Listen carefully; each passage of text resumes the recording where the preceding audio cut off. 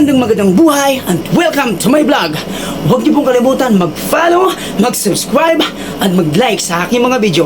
God bless, and this is my video for today. Alam niyo mga ka-idol, hindi ko kailangan ng mayaman na kaibigan. Yung tipong may lakad ililibre ako. Yung tipong lahat sila nagbasto sa'yo. Yung kailangan ko na kaibigan yung tipong mapagkatiwalaan. Yung tipong ang wala ka, hindi ka ipagpinto sa iba. Hindi plastic.